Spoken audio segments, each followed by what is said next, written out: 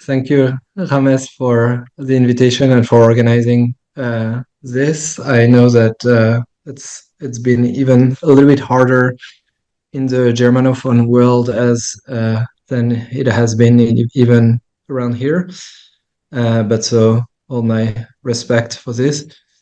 I'm a little bit under the weather today, so I hope I won't sound too tired. I really apologize if I do. It's absolutely not that I'm bored. It's well, and I guess if I'm bored by my own words. So, but yeah, so I might sound a little bit tired. I'm sorry.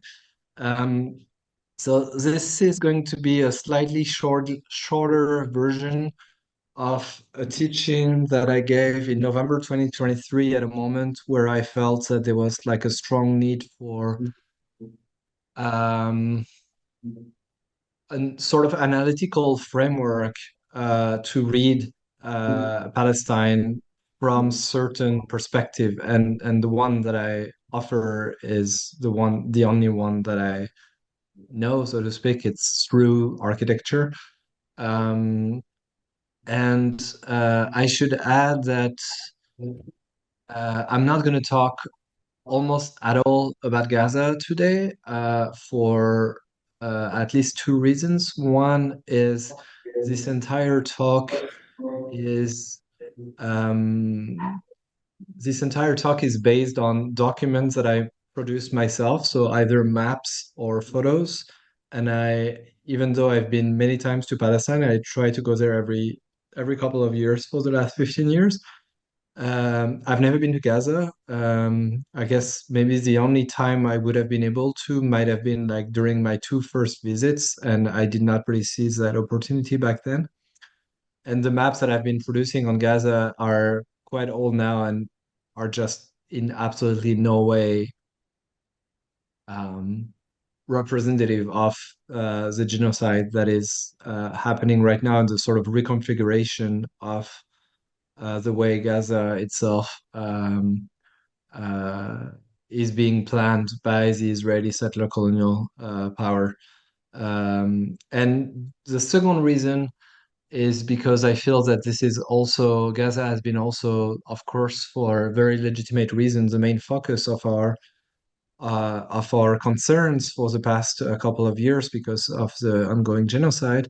But but I feel that architecture, the conversation about architecture and settler colonialism in Palestine has a lot to do with something, a type of violence that is a little bit more mundane compared to the sort of spectacular genocidal violence, something that has more to do with people's daily life living under settler colonialism.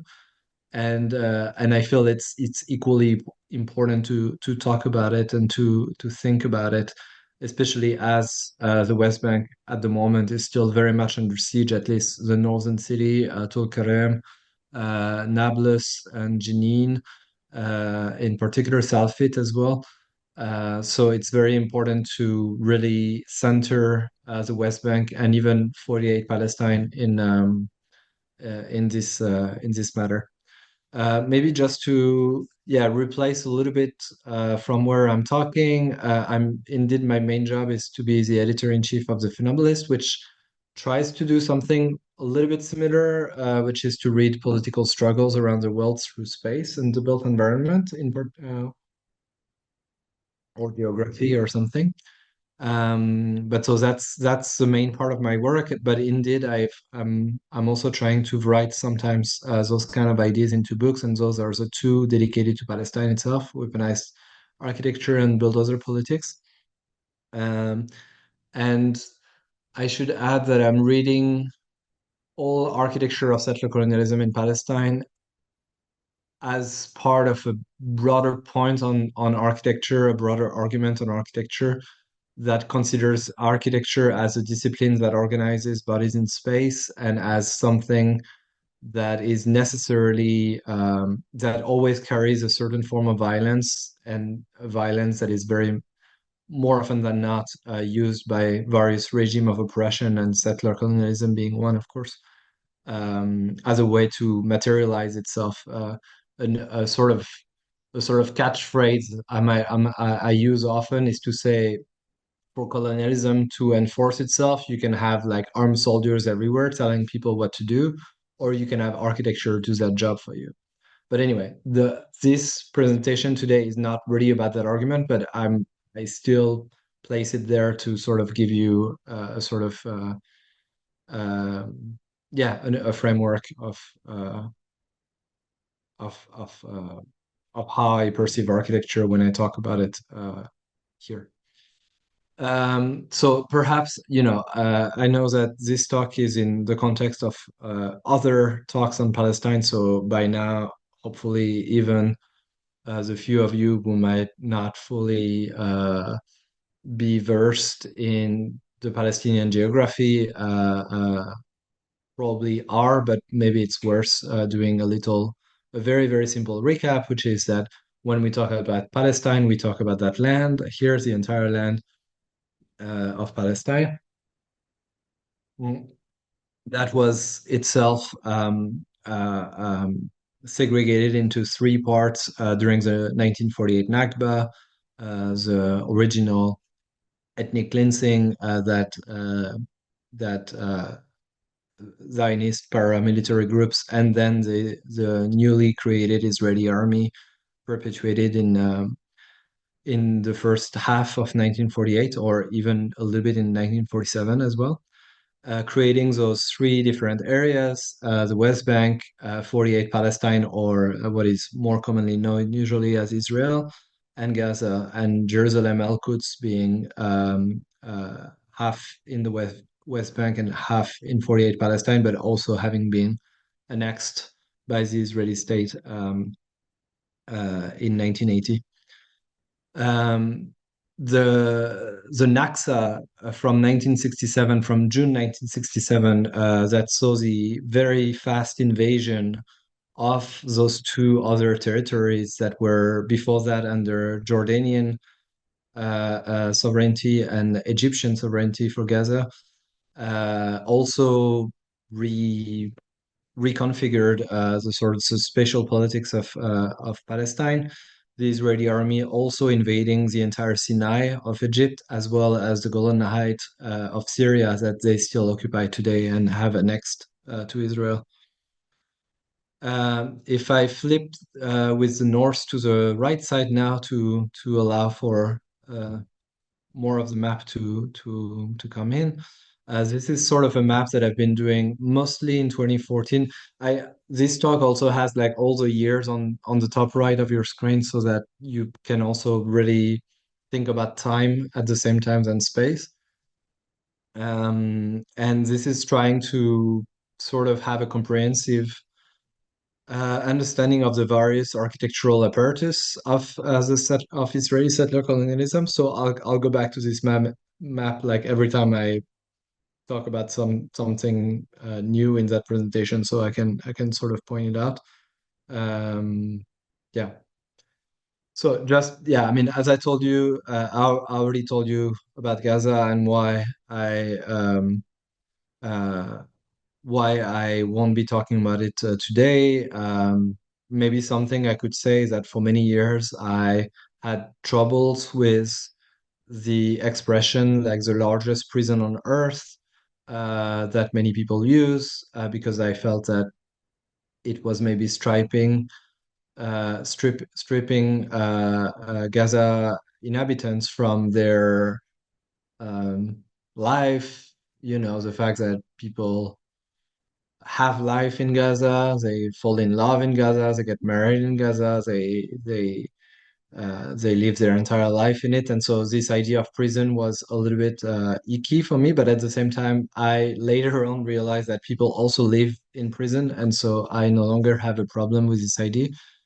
Gaza being itself totally, absolutely 100%, as you all know by now, surrounded by, I mean, for three of its side, the Israeli settler colonial apparatus, and for one of its sides, the high level complicity of the Egyptian regime.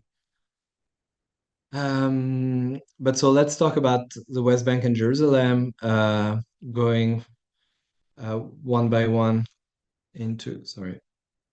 Oh, okay. I thought I'd loaded the presentation beforehand so that this would not happen. Okay. Um, so this is a sort of metaphorical map of the West Bank as it is often experienced by Palestinians. For the last year, actually, that would be even more the case, but in an even more acute way.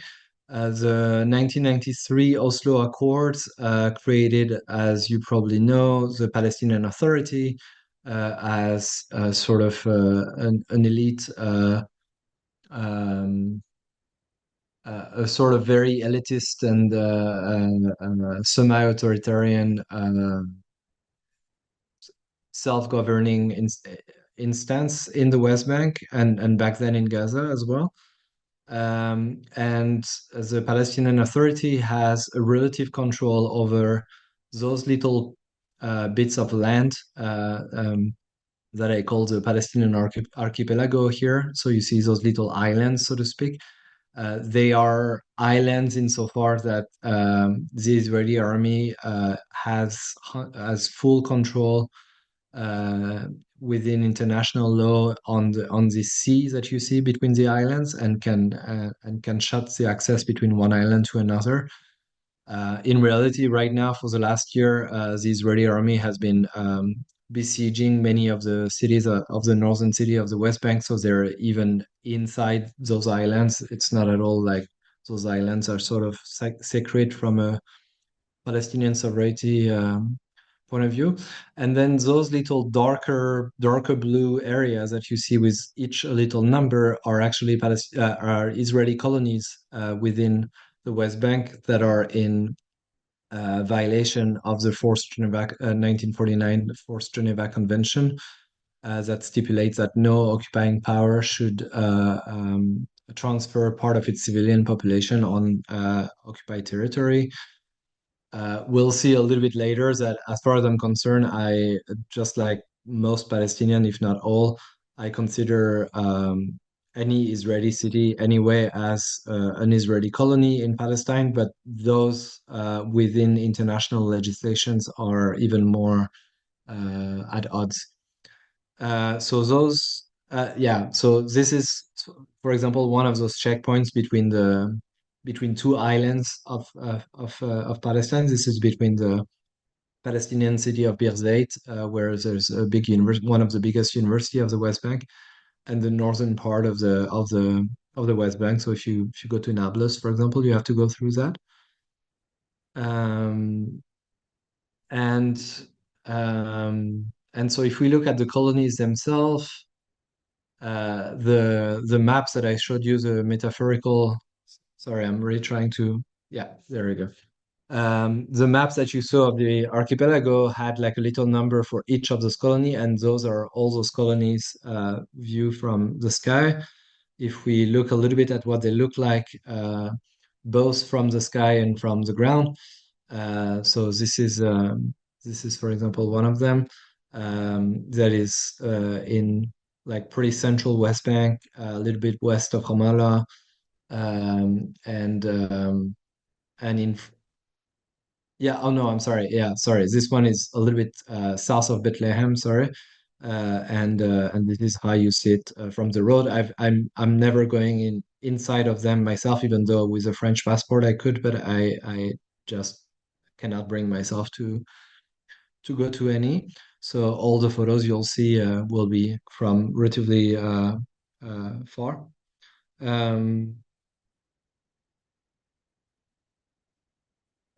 so this one is the one west of Ramallah, and it's in front of the Palestinian village of Nabi Saleh. So that's what you see from the village. They're right across from the hill, and this is one of the entrance of the colony. So you can see you have two young Israeli soldiers with their weapon at the entrance. And then that's the entrance of the Palestinian village where they built an Israeli military tower at the entrance. And actually, this road that led to the village has been blocked by them. So you need to go all the way around to actually enter the village. Um, Another is Haroma, which is like a pretty massive one in the south of East Jerusalem. This is how you see it in from Bethlehem, and it's occupying the top of a hill that used to have a very beautiful forest on top of it, and that was annihilated by the construction of that colony. And here you can see, I think I'll go back to it later, but maybe you'll remember it. This is the apartheid wall, but not in its more famous version of like concrete, but in a sort of like fence with an extra layers of sensors and technology of surveillance and control. This one is the biggest of the West Bank. It's called Malea Dumim. It's a little bit east of East Jerusalem, between the Jordan Valley and Jerusalem. And it is home, I think, of over 100,000 people today. It keeps growing. This is a pretty old photo, but today you'd see it even bigger. This one is called Psagot, which is right across from Ramallah. So from Ramallah, this is what you see. And as always, you can see the colonies on the top of the hill. It very much surveys and control its direct environment. And this one is near Hebron Al Khalil, and this is a transition towards that very particular region of Hebron, where when you are on the road from Bethlehem to Hebron, this is the sort of things you see. So a sort of like colony shopping mall here, as part of the colony itself, but then some watchtowers watching Palestinians in their village. There's a big refugee camp in the village here.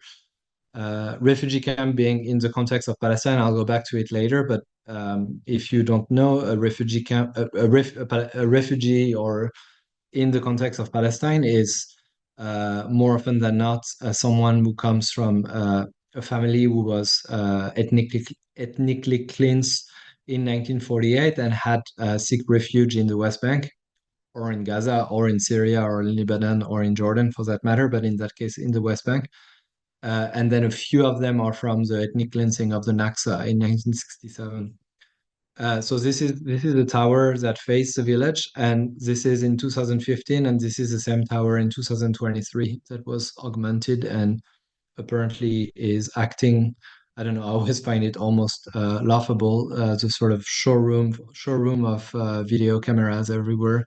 Um, so it's quite impressive. I think there's like 11 of them or something. That's another one a little bit more down the road. So similarly, like it's just like this one tower and like this little fort here in the middle of a Palestinian village. That's the same tower. And then if we get to Hebron itself, that Palestinian would call Had Khalil, which is the most populous city in the West Bank, in the south of the West Bank. Um, it is very particular because during the Oslo Accords, I was telling you there's those islands are what the Palestinian Authority have a certain form of sovereignty over, which is only 37% of the West Bank, the rest being under full Israeli control. And then at the scale of Hebron, it's within the city itself that you find this sort of like island and seas. That's why I put this fully Israeli army control area in dark blue to go back to the sort of metaphor of the archipelago. And here you have the old city of Hebron that I'll show you photos of right away. Yeah, actually zooming a little bit, but so so yeah, this is a Hebron market, and then you have like a big settlement, a big colony here that you'll see photo in just a second, and then the mosque of that bears the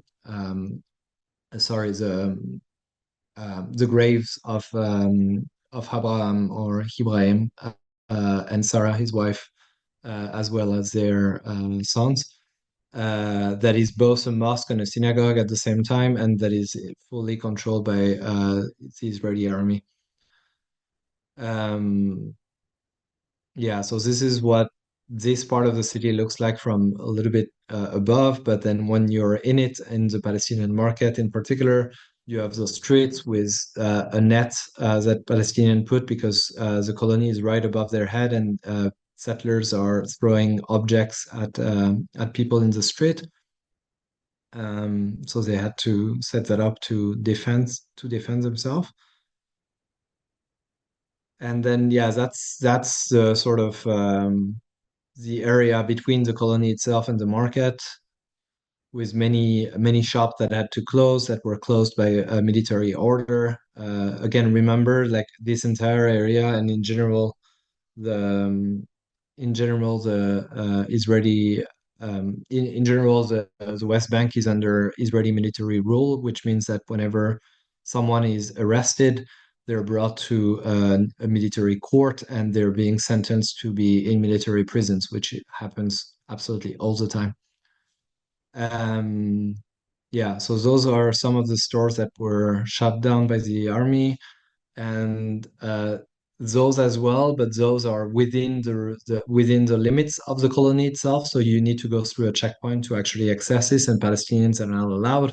I was able to go in that case because of my my French passport, and this is what the colony itself looks like. I mean, this is back a little bit outside of it with those walls that have been built. This is a Palestinian school here. You see that is has to live with barbed wire everywhere. This is a checkpoint to access that colony from Hebron Center, and this is another of those checkpoints, a much smaller one, but always with a armed soldier. Another. And then the most sort of spectacular one that a few Palestinians are, because there's a few Palestinians who live within the colonies that were not evicted, but it's only a few families, and this is how they go from uh, their city to their house, essentially. And I tried to retake the exact same photos. This is from 2015, and I tried to take the exact same photo in 2023. This is what the checkpoint looks like now. So it's even more aggressive. I'm sorry. Um, and you can see, yeah. So you can see that people have to go through this, and you can even see here a sort of weapon manufacturer laboratory in real life with this AI operated flashball machine gun, a smart shooter, as you can see. So this is the way that this is a gun like pointed operated by AI, pointed at Palestinians absolutely all the time. And this is right behind that checkpoint, and you can see that like almost all of the houses and the commerce have been shut down.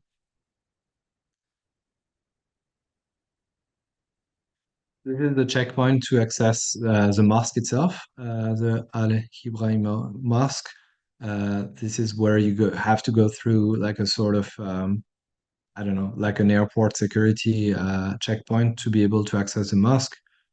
And then once you're within the mosque, I mean, in our case, with the group I was a part of, which was a Palestinian festival, as a festival of literature of Palestine, we had the surprise of seeing a full contingent of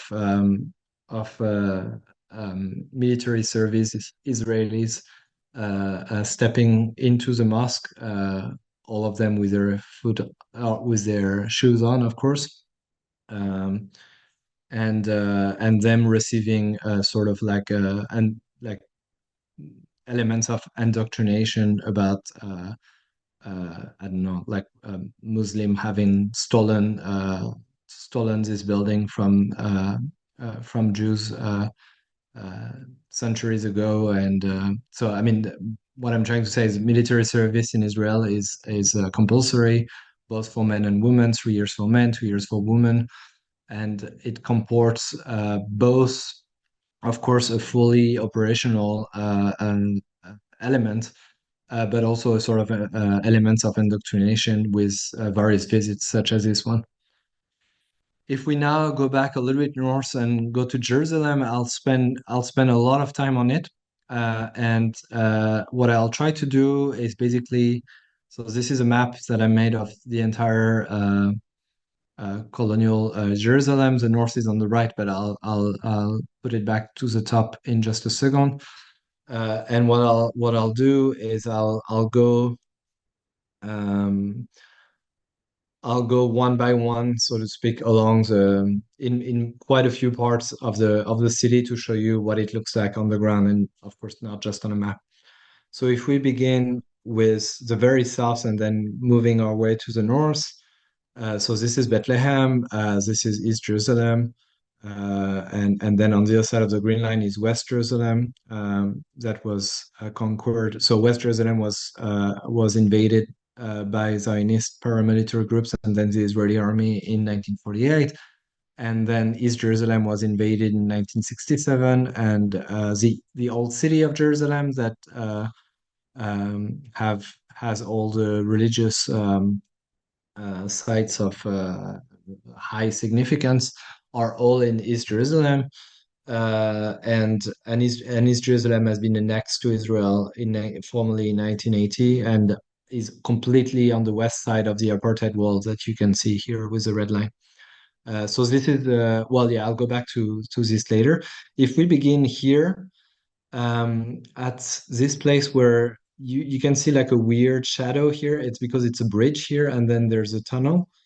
Um, so this is on the heights of Bejala, which is like a neighboring village from Bethlehem. So this is a highway uh, going from West Jerusalem to East Jerusalem. Sorry, I'm going back to just a slide. Yeah, so coming from West Jerusalem, going through East Jerusalem, and then here going below Colony here, and then going in the West Bank, but through a tunnel as well, and on a roof. So like you have the what Israeli architect Eyal Weizman that you probably all know calls the politics of verticality, where you have like several layers of domination here with this bridge and tunnel, with the wall over here in full barbed wire. And then and this is the highway going into a tunnel with the wall surrounding it, and then cutting the Bejala totally in half, as you can see. And this is what the walls looks like here with the Crimson Valley in the background. A very beautiful valley despite this wall. If we go a little bit to the east here, you can see, I don't know if you can see it well, but you might be able to distinguish like a slightly more dense neighborhood here in Bethlehem. And the reason it's more dense is that it's a refugee camp of Aida. So this is what a refugee camp looks like. It's a refugee camp that dates from 1948. So of course, the buildings are not tents or temporary. They are made of concrete. Um, and it's a very dense neighborhood where Palestinian refugees are hoping to go back to their land one day in their life. And so the wall is closing off so the wall was built during the Second Intifada, so in the beginning of the 2000s, and it closed off the refugee camp from Jerusalem, as you can see.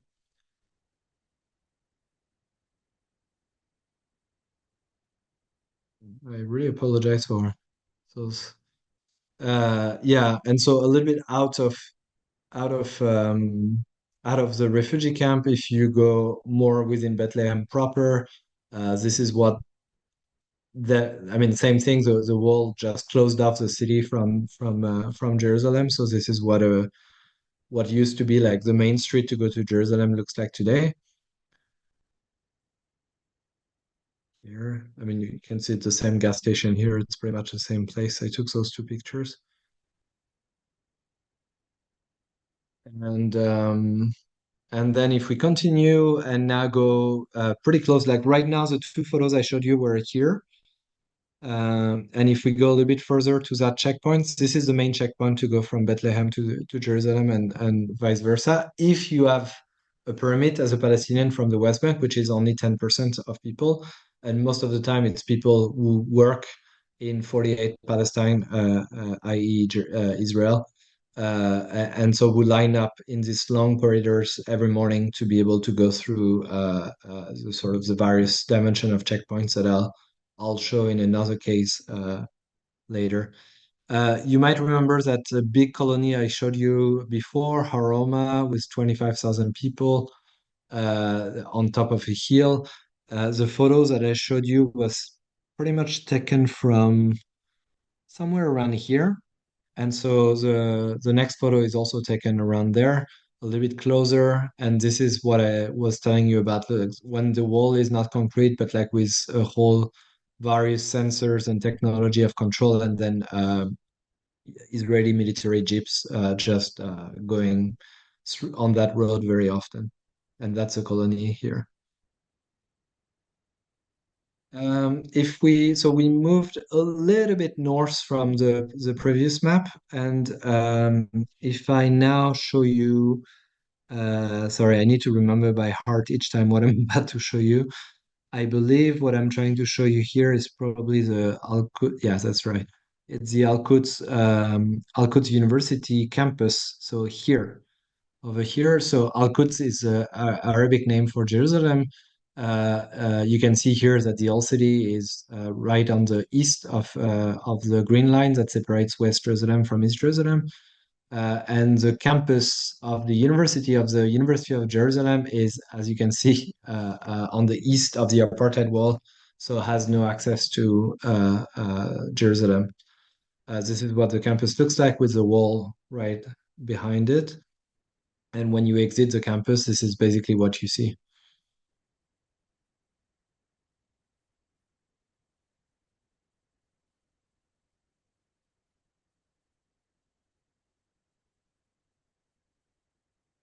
If I continue a little bit around that wall, and I believe if I go over here, so much closer from the old city, but still in this what used to be a village and is now a quite densely populated city, Abu Dis.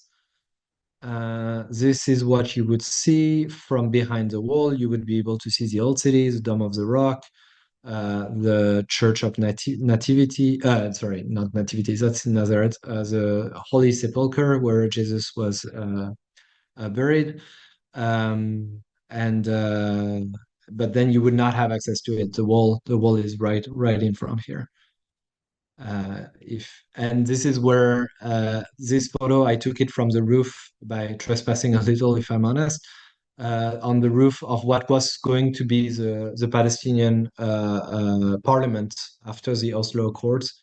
That was never finished because the Second Intifada rose and the Israelis were never serious anyway for a Palestinian state to emerge. So the building remains a ruin even today.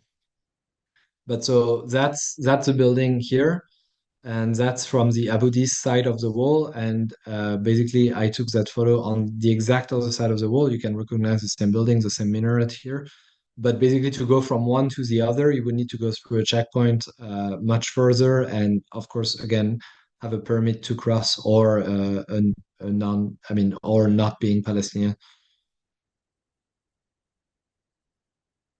If we continue a little bit, yeah, okay. Okay, well, that's a picture I took in 2010. That's a picture I took in 2023. So it, as you can see, it remains the same, except now there's a little roundabout with a this another showroom of video cameras, as you can see, on a pillar here. And then yeah, you have the sort of the eccentricities of the wall line that with yeah, these sort of anomalies that you can see. This is I like this picture. Just, I mean, of course it's horrible, but because of the wall. But that's from my very, very first visit in Palestine in 2008. And on a day where there's not too much pollution, not too much humidity, you can actually see the hills of Jordan in the back, even though they're really many, many kilometers further. So if I continue, and I'm now here in the neighborhood of Sylvan, that's a neighborhood of East Jerusalem, so a Palestinian neighborhood that is very much being threatened right now from being where people would be expropriated and dispossessed from their land and their house one by one. Um, uh, that's where, for example, if some of you like football, then that's where the former owner of Chelsea, and so if you like football, you probably don't like Chelsea. The former owner of Chelsea, Roman Abramovich, is investing a lot of money to actually take over houses in this neighborhood, and they're even talking about building like some sort of cable car between the valley for the settlers to be able to access the old city.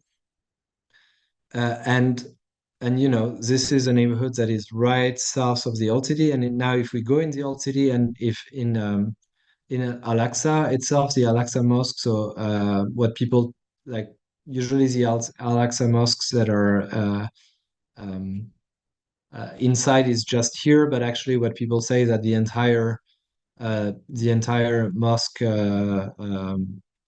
esplanade is the mosque itself. So be it inside or outside, but this is what the mosque looks like inside. And you can see here that this window no longer um, has any woodwork because for 4 or 5 times in 2021, 2022, 2023, Israeli police attacked the mosque from above and threw tear gas inside through the window. Palestinian kindergarten looks like in the old city. So people have to put a barbed wire to defend themselves from settlers' intrusion. And this is and sometimes the old city being what it is, which is fortified and having walls all around it. Sometimes it's cut completely from the entrance to any Palestinian who's not living inside the old city. So this is what happened when I was there in 2017, with checkpoints being built right outside the old city. And then since then, they built here on Damascus Gate, which is like the main gate where Palestinians of East Jerusalem enter the old city. They built this little structure here where soldiers, as you can see, operate. And then there's two others. In the back of this photo. So you can see it's really happening at every, like the architecture of settler colonialism really operates at every scale, even that small one, so to speak. If I now go on this hill here actually specifically on something called Mount Scopus, where the Hebrew University is set up. Um, and then I look toward the east, so very much in the West Bank.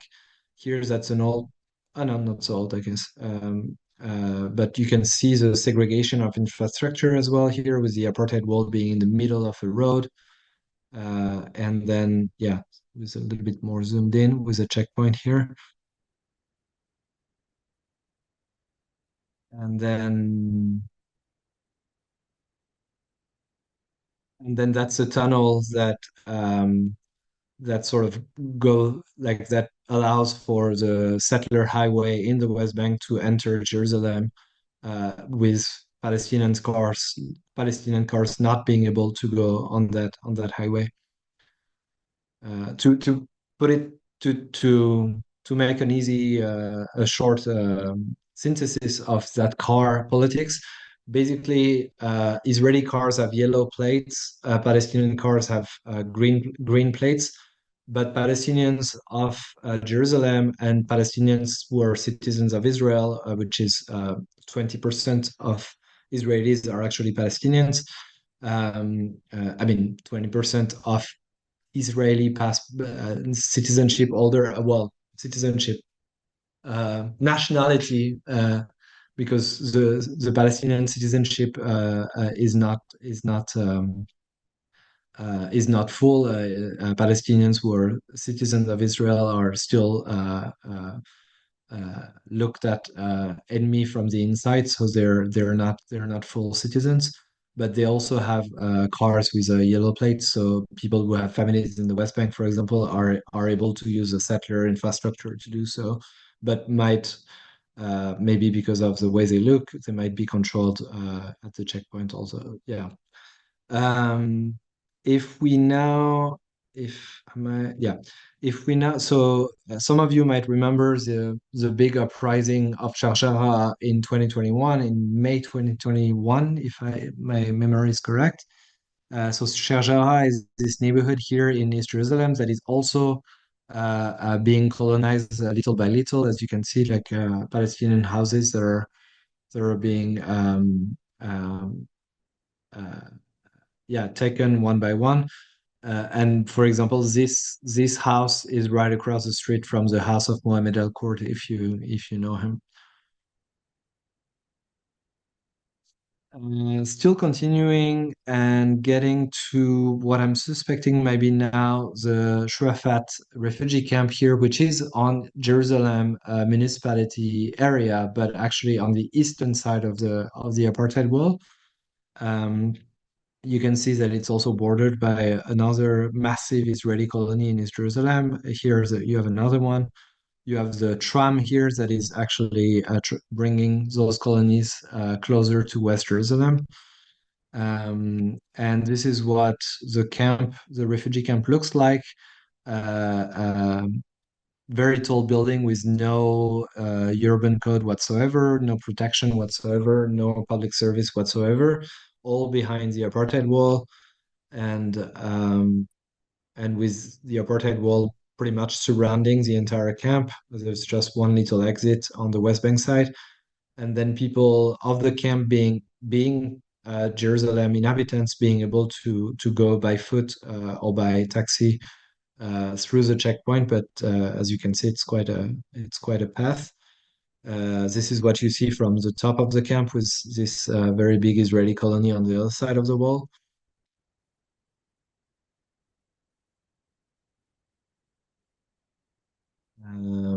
And yeah, so that's what the wall looks like surrounding the entire camp. But I'm going a little bit faster than I would normally, showing you details in the photos and everything. But I also want to keep really time for questions, and I feel I might be even slower than what I thought. If we now going more north, we have more Palestinian neighborhoods separated by the apartheid wall. So this is from the west side of the wall, but in a Palestinian neighborhood, and on the east side of the wall in the West Bank, it's also a Palestinian neighborhood. Um, and then we get to the last point of that Jerusalem journey, so to speak, in Kalandia, which is here. I mean, Kalandia is a Palestinian refugee camp here. It's a neighborhood in more generally, but it's also the main checkpoint of the West Bank, in particular between Ramallah and Jerusalem. And so this is what the checkpoint, well, this is what the neighborhoods on the other side of the wall looks like. And that's what the checkpoint looks like from, in that case, from the east part of the wall. So it's a massive mess. They made it a massive mess on purpose. Palestinian men have to, even if they're in a car, they have to get off and actually go through by foot. Need to enter through those turnstiles, which are common to every checkpoints. And the particularity is that, probably many of us have experienced those turnstiles one like in one place or another, but the particularity of those in Israeli checkpoint is that the guard who operates them is actually letting it close. So basically, there's a moment where you're in, and then you cannot go any further until the person in front of you have presented their identification and all that. So you're waiting, being literally engaged in it, because and you cannot go out, you cannot go further, you cannot go back. So it's very claustrophobic to say the least. Once you exit, then you still have the wall in front of you, and then you have to cross a sort of bridge to reach the buses. This is what the road checkpoint looks like for cars. But again, it's not because you have a car that you would not have to go down and to get off and to go by foot. Yeah. So that's the end of Jerusalem. And now if we go to 48 Palestine, which is Israel, I want to show you a few cases of Palestinian villages and towns that have been ethnically cleansed in 1948 and what remains today. So Lifta is in West Jerusalem. So if I go back to my map of Jerusalem, again, like you have the west here, the east here.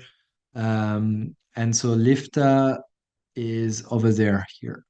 So it used to be a Palestinian neighborhood, a Palestinian village, as you can see, not too far from the city center of Jerusalem. Now you can see they built a train between Tel Aviv and Jerusalem. So one more bridge over the Palestinian landscape, one more settler bridge over Palestinian landscape. And so Lifta has the particularity of still existing as a ruin, at least, which is not at all the case of that many villages that have been ethnically cleansed in 1948. So you can still see today there's quite a few associations, including Israeli. I don't know if they would call themselves anti-Zionist. I hope they would, but I'm not sure. But who have been fighting the good fight, so to speak, to keep Lifta because it is very much a target of real estate speculation. If we go to another Palestinian town that have been cleansed in 1948, Haifa, you can see what one of the former probably Palestinian bourgeois neighborhood used to look like. Those big houses. Here you can see the port of Haifa. Haifa is on the Mediterranean Sea. And then you can see the responsibility of architects, like here, Israeli architects building literally a building over a former Palestinian building that was left as a ruin after 1948.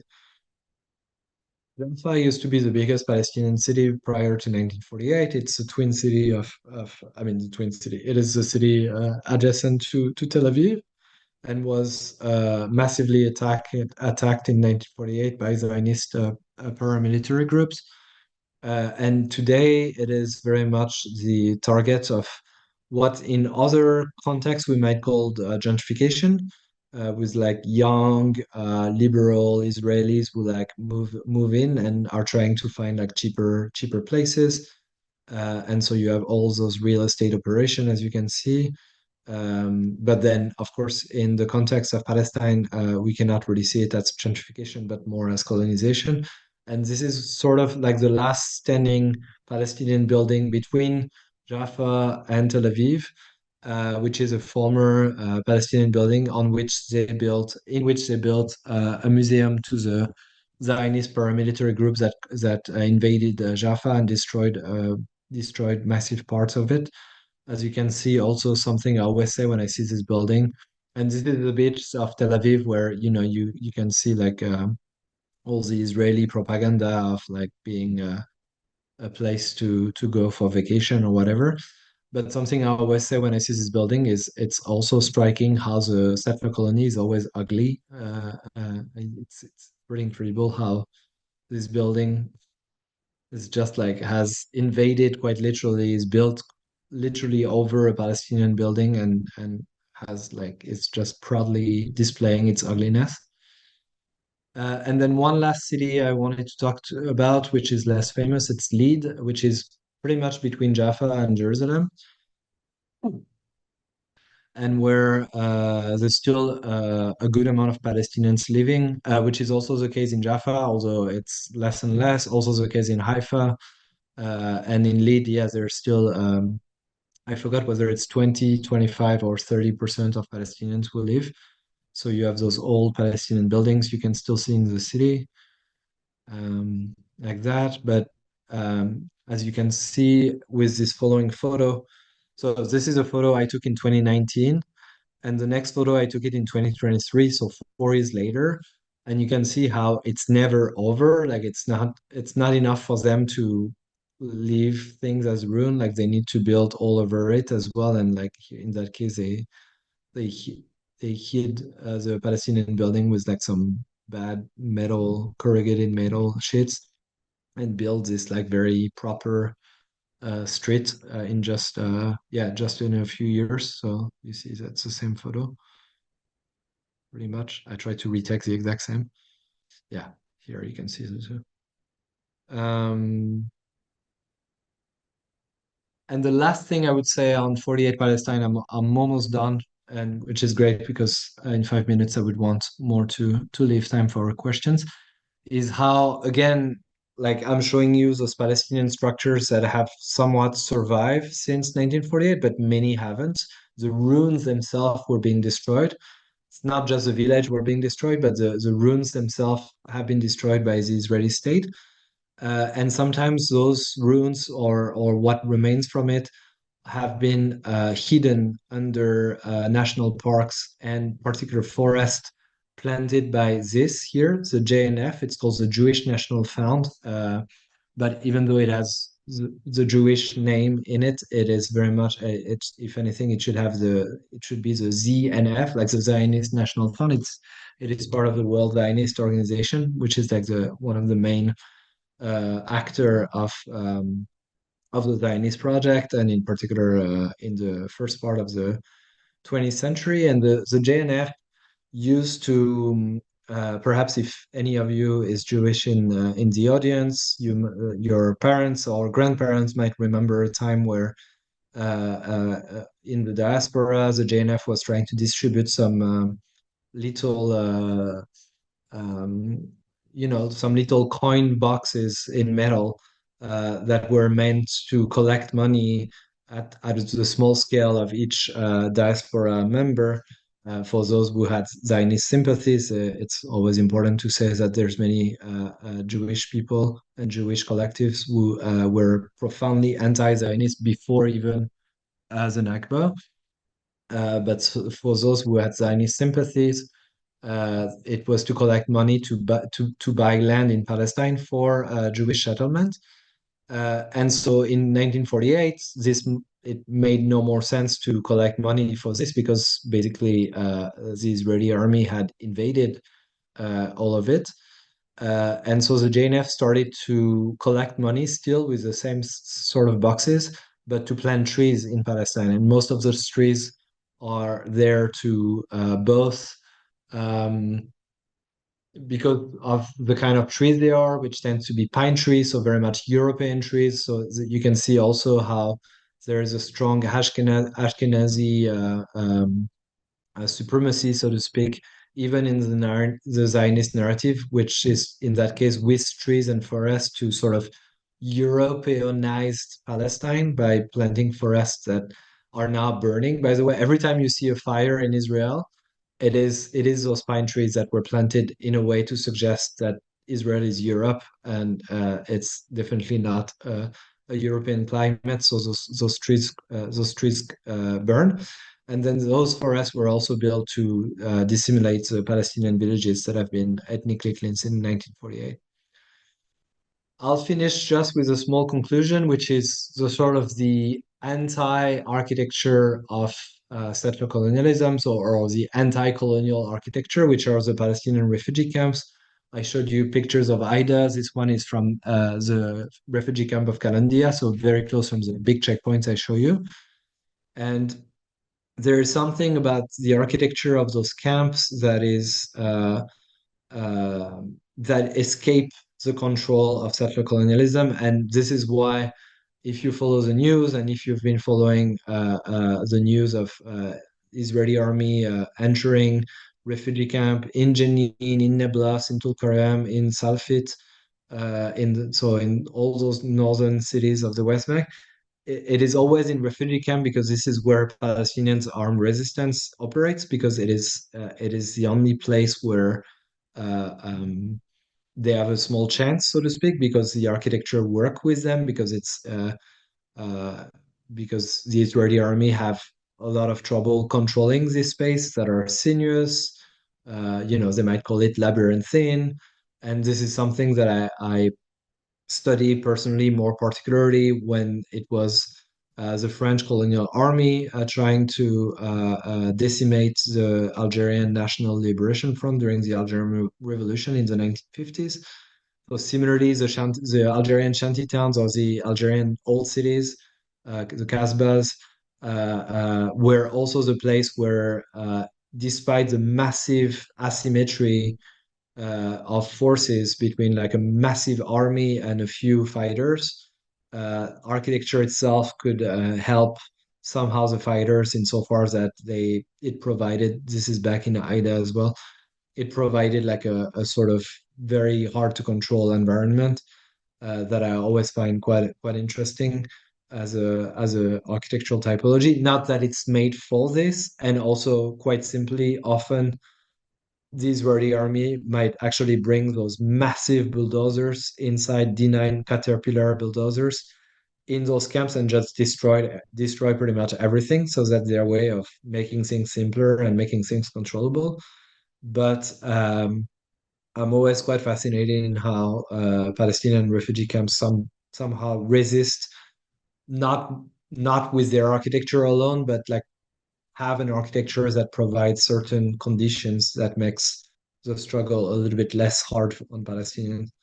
And my very last slide will be the entrance of the Aida refugee camp with this massive key, which is also a very architectural object that I personally tend to analyze quite often as the objects that very much, how to say, um, like consolidate architecture's violence in closing doors and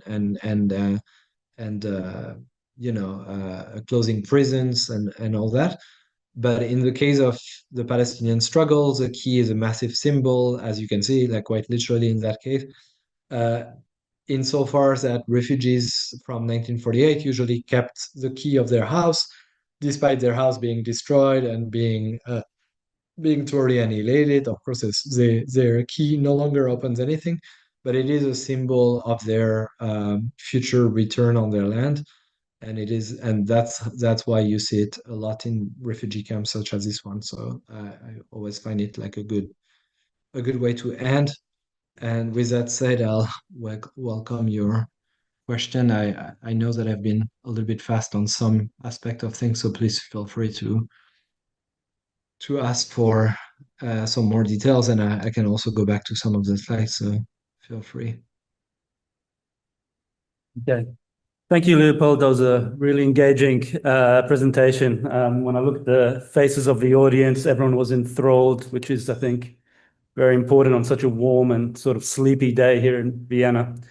Perhaps I will start the discussion just by looking through the lens of architectural practice a little bit. What struck me about your presentation was that you showed a lot of maps. It was very visual. This was kind of quite in contrast to our earlier session today. And with your mapping, you sort of you elucidate the problem just by showing certain things, right? This is part of architectural practice, to be very visual and show what needs to be seen. On the contrary, we have a sort of a visual language or a visual culture which can also do the opposite. If I think about, say, Google Maps and recently renaming of the Gulf of Mexico to the Gulf of America, it changes the visual language and sort of cultural hegemony of this of drawings and mapping can erase certain cultures or memories, can contribute to colonialism. I would like to ask you to sort of reflect on this architectural practice of addressing this and what I read on your website about your manifesto towards revolutionary practice and non-practice and how it pertains to you mapping Palestinian territories? Thanks. I think that cartography, much like architecture, are disciplines that serve more eagerly the powerful than the powerless. Um, that doesn't mean that architecture and cartography cannot serve the powerless to or the colonized per se, but I think it just requires a little bit more thinking in what you're doing when you're doing it. Um, and so, indeed, I think there's something quite crucial in reflecting on uh, on making those maps essentially, and indeed in knowing that most of the maps are the maps that are the map of the colonizers because they literally need maps to be able to control territory. I know it very well with friends in Algeria, and it is also true for the uh, Israeli various aspects of the Israeli apparatus of colonization. Um, in the case of us architects who take an interest in Palestine quite often because architecture it's so raw, like as I've showed you, like and also something I should have added, by the way, that has nothing to do with your question, Sami. I'm sorry, but uh, something I forgot is that because it's my photos, I'm missing a massive architectural typology at work in the Israeli settler colonial project, which are prisons. I talked about it a little bit, but basically, please know that 40% of Palestinian men in the West Bank have been in prison. 40%, 40. So that showed you how prison in settler colonial context are being used as a way to make the colonized disappear. Like at any single time someone is judged somewhat dangerous, even for just throwing a stone at a tank, it's prison and military prisons. But so, and for me, prisons are always the sort of the epitome of architectural violence. But so, when it comes to cartography, I think quite a few of us are very eager. Also, similarly, because when you start mapping settler colonialism in Palestine, settler colonialism becomes visible on the map. Like it's just like you don't have to do much for it to become visible. And quite often, people have forgotten that mapping cannot be the only language we use to show this kind of violence. First and foremost, because we don't. That's almost like in architecture. I would say that's the difference between a plan and a section. Like in a plan, you're not going to put like a little circle, to show the people in the plan. And even if you do, like it doesn't really feel very incarnated. Whereas in a section, you can really show the bodies themselves, even though you'll be missing like an entire dimension. I mean, the depth of it. But similarly, I think cartography and plan and maps are preventing us from seeing the very corporeal affect of those structures. So what those like the effect of those structures on bodies essentially, and that's what photos are for. Admittedly, many of my photos don't really have people on them because I'm just because I just don't want to uh, capture people like with I also feel that photography also has like a very strong colonial history. But I think this sort of more grounded approach to me is very important to always do that, and that's why you have many instances of that presentation where it's like things seen from above and then things seen from the ground, which are to me the one of the next best thing after just being there yourself, seeing things for yourself, or perhaps, of course, testimonies from people themselves. But I feel this sort of representation works well with architects because we are used to this sort of language. Thank you. So yeah, what this person is saying is that a critical aspect of cartography is that it's not just an art and a science, but like it specifically is based on data being received and then being used to produce to produce maps essentially. data gathering is an essential component. That person is a cartographer. Yeah. Thanks. Yeah. So my question was, you seem to have a lot of experience with this, and I'm sure you've had a lot of meta commentary on all of what you've gathered here. What is the main takeaway? What's the one lesson you've learned from everything that you've studied that can be applied for, well, what lesson can you take from all of this? Once again, that architecture, it's true. I have a little bit of experience. I'm getting a little bit older every year, as you can guess. Um, and I feel that I started architecture in a moment where saying architecture is always political was not even that an obvious statement, but I don't know. I think today no one will deny this. We're at a moment of a high degree moment of politicization. So I think everyone would agree with the idea that architecture is always political, which doesn't mean that that's the only thing it is. It can be other things. But I feel that people still often, uh, what they mean by that quite often is that it can either do good or do bad, so to speak. And when I say good and bad here, I don't mean it in some sort of Christian moral kind of aspect, but more like good being what we want to support as politics and bad being what we oppose as politics. Uh, I I am still fundamentally convinced that the most simple architectural gesture there is to take a line on a map between two places, two countries, two colonies, and to make it a wall. And that's a very, very simple conceptual gesture, taking a line, transforming it into a wall, and then letting some people go through and some people being stuck by it. Uh, I do not have a similar architectural gesture of revolutionary for a revolutionary agenda that it would be as simple as to conceptualize.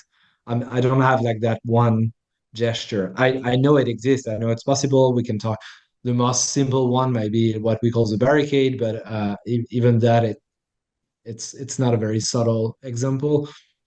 I do believe that architecture can serve revolutionary purposes, but I also do believe that it's when it's the case, quite often it's about thinking, architecture against its own very logic, so to speak. So I guess the takeaway from this is that for all of us, well, I don't know. I don't know you. I'm sorry, but maybe for those of us who are involved with architecture, is to always look at it with a high degree of suspicion in what it does, and from there acting on it, and I and my first book was called Weaponized Architecture, so architecture as a weapon. You would not handle a weapon without care. Like that a weapon is almost always used to perpetrate violence from by sort of various force of coercion, be it the army, the police, or the groups of militias. And only in a few instances do people use weapons for their own liberation. And even when they do, no one has ever liberated themselves with weapons. I mean, sorry, I should be a little bit more clear with what I'm saying. Like, meaning it's not armed struggle, even in Algeria, even in Angola, even in Guinea, that even in Vietnam, that eventually liberate people. It's the fact that a weapon is used to topple the balances of power with the colonizer state. But so similarly, architecture won't liberate anyone ever, but it can be used as a sort of form of power exercise from the powerless perspective. And I know it's very hard to conceptualize, but precisely that's because it needs a lot of engagement with that idea to actually get to a place where it becomes like an anti-colonial architecture. It was a very long answer for a very simple question, but hopefully you got something out of it. Yes, hello. It was very enlightening to see all your slides because what struck me was the incredible ugliness of architecture in the whole region, Palestinian as well as Israeli area, especially the last couple of decades. I mean, okay, Tel Aviv has some interesting 20th century architecture. And of course, the Arab countries have amazing architecture, whether it is Egypt, Tunisia, Morocco, wherever you go, Algeria. Why this? Not only the architecture is bad, but also the layout, the urban design is terrible. It's like copies of American suburbia, like this random shapes of roads or houses, regardless of orientation, regardless of environment, regardless of the heat over there. This just absolutely inappropriate, horrible, ugly architecture. What can be done? What is there any hope, or is lost? Mm-hmm. Yeah, thank you. Yeah, and something I haven't shown that I could show in a much longer presentation is how there was a time in the late 2000s, beginning of 2010s, or even throughout the 2010s, where the Palestinian Authority encouraged a lot of architectural projects in the north of Ramallah that are absolutely hideous. And very much, I mean, so much so that there's, Palestinians make jokes and there are jokes that immediately jump to your head when you're there, which is that they look like Israeli colonies, like those new Palestinian neighborhoods in the north of Ramallah. And I'm very glad you brought up U.S. suburbia, because my contention is that both US urban formations and Israelis and many others are built for against indigenous people on which the land they're built. Sorry, my syntax was very weird. But both the US and Israel are settler colonies that are built on stolen indigenous land, and I think it requires a form of architecture that very much crystallize the occupation. And so the important thing is not the climate, it's not getting along with the ecosystem, getting along, like providing space for some sort of high quality sociality, or because sociality itself is dangerous in the context of settler colony. Like, the one thing you need to be doing is to defend yourself against natives who might like try to take back their land at any moment. And that's why architecture is the way it is, and it's trying to disguise itself as some sort of like comfortable, semi-luxurious sort of architecture, but it's not fooling anyone. And actually, my next book will be about pretty much that, like the architecture of settler colonialism, but in many more contexts than just Palestine or Algeria, but also some part of the US and South Africa and Ireland as well. Hi, thank you for a really interesting lecture. My question is about also the communication of all these issues related to surveillance and weaponization of architecture, because, and if you have something that you can take out of your experience as your lecturer, but also like as with the work that you do with the magazine. So really this aspect of communicating these issues to a public that is architects, but also not architects, because it's a thing also of democratization of the language of architecture. And many people are not aware of, for example, anti-homeless architecture or house, because of course these things are extreme in the case of Palestine, but the instruments of weaponized architecture are also here. So if you have, I don't know, I don't want to say tips, but what you kind of gathered out of your experience also in communicating these things. Thank you. I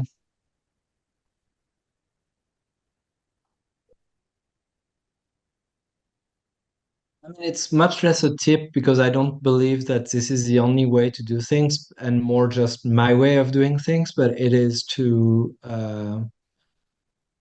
indeed, as you say, to speak to audiences that are not necessarily speaking the exact same language, sometimes quite literally, but to only speak with audiences that I feel I can be a part of a bigger we, WE, meaning something where we are interested in thinking together towards, and we might disagree on some aspect of it, but towards, in general, the liberation of oppressed people. And indeed, it goes from the homeless person who you probably will see not any further than 100 meters away from the TU campus, to Palestinians, to many others. And so in doing so, it is another form of common language. Like, even though architecture, for example, might not be I mean, in that case it might be between us, but even though it might not be the common language with many other audience, the common language is the political one.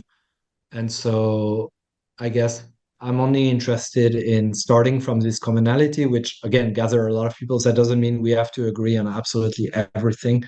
But so with the magazines, that's what I'm doing very deliberately. And the great thing about it is that when you're only talking to a we person, to a we audience, is that you can start asking pretty difficult question. I mean, I just made a critique of Palestinian architecture from the 2010s in Ramallah, it's not a very risky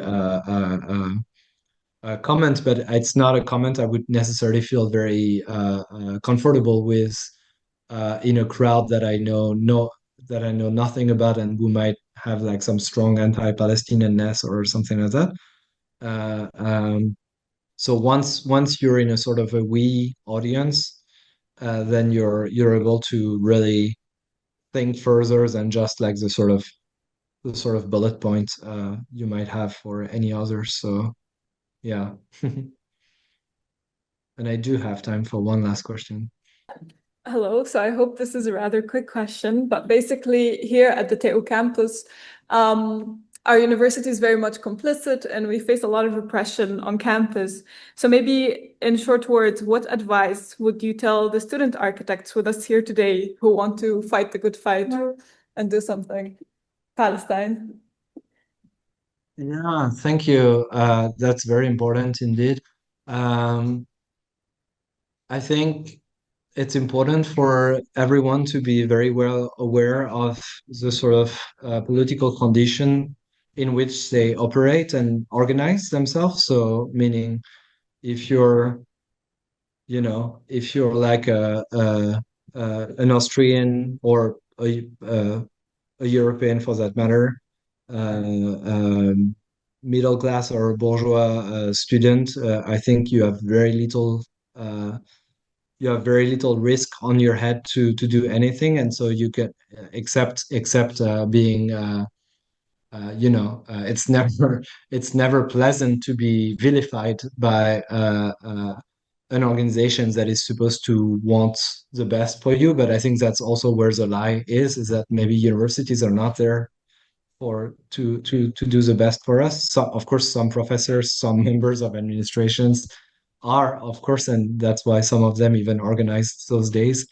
But as an institution, I'm not fully sure that university is here to do anything else than reproducing some sort of statu quo.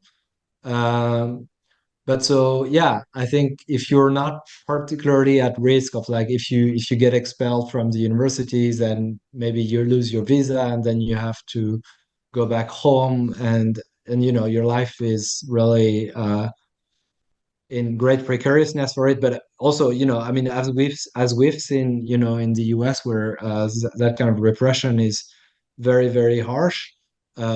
Some people, even with this high degree of precariousness, are saying, "Well, fuck it, I'm not going to be scared because of that. I'm just going to still speaking up and organizing." So that's something that many of us can definitely look up to. But yeah, I also feel for you because I feel that as students, it's almost too early in like it should be the time where you'd have time to like make mistakes and try stuff and all that. And then I feel you're being put in a situation where you have no room for this and you're being you're being placed in a state of non-innocence where you indeed where you risk being vilified by your own university. So I feel it's deeply unfair, but I think that if you also manage to let go of fears of things that are not actual danger, like not actual danger for your life and or for your status where you are and everything, then you realize that those who will be scared are the universities themselves. Especially, I mean, I feel like in the last 2 years, I feel I've been in touch with quite a few Germanophone universities, and some of you might know that I've been censored by ETA in Zurich.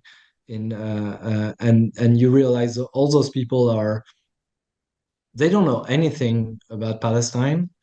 They just know they're scared of Palestinian voices and voices in solidarity with the Palestinian struggles. And so I would maybe my advice for again with what I said in everybody has their own sort of like status and everything. But my advice would be like let the fear be theirs and not ours. Thank you. Thank you so much. So I would like to see what continuity we could, or what kind of, how we could get to the question of Gaza now, because there is crazy stuff happening there, right? And I'm not an architect, but I would love to hear your reflections on the one hand about, I mean, clearly there are all kinds of colonial continuities, right? And there is the destruction of space and so on, but there are also a lot of differences, I would guess, to the type of bombardment and the scale of destruction maybe that is happening of infrastructure. Some of the differences maybe between this kind of ground invasion and slow encroachment that you were maybe describing there and what is happening now in Gaza. I mean, I also fail to fully comprehend like in spatial architectural terms, the scale of the destruction going on, but I do understand that it's massive and there are all these stories of how many decades it will take to clean it up and so on. Then there's the whole absurd, AI-driven Donald Trump side of the speculation, which is some sort of farcical in some sort of farcical continuity with the type of speculation you also showed, I guess, in the West Bank and so on. But anyways, I'd just be curious to kind of take this to Gaza now in some sense and hear where you see differences and similarities. And yeah, thank you. Thanks. I mean, quite simply, in terms of numbers, 92% of housing in Gaza have been destroyed. 92, 92. So it is virtually every house or housing units in Gaza that has been destroyed. And I guess my way to put it together with what I've said is to do what I've been doing with this work around bulldozer politics. And if you're curious, because it's a book I wrote in French, but then I translated a big part of it for the introduction of the Funambulist 56 issue. called Bulldozer Politics as well. So I wrote a very long introduction for that issue in which I translated most of what I wrote in the book. And the idea is to take the destruction of Palestinian homes from 1948 to sort of to today, but honestly, I haven't managed to write anything ever since the genocide started. Just a few things, but like so it's mostly up until 2014, which was also a horrible massacre in Gaza. Um, and the idea is to really look at destruction as an architectural project from the Israeli end. Like something that, you know, when we see rubbles, when we see the ruins of Gaza, we can't see precision in it. We only see chaos, but actually there's a very precise order being used to produce those ruins, these destructions.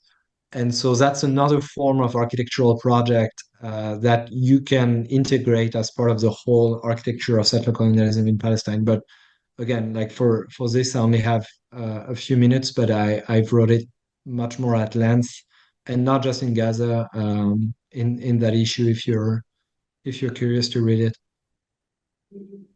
And yeah, sorry, I'm gonna have to go pick up my child, but Thank you. I thank you very much again for being here, and hope to see you all in person one day. It's always nicer in person, of course. Yes, thank you, Thank Leopold. you.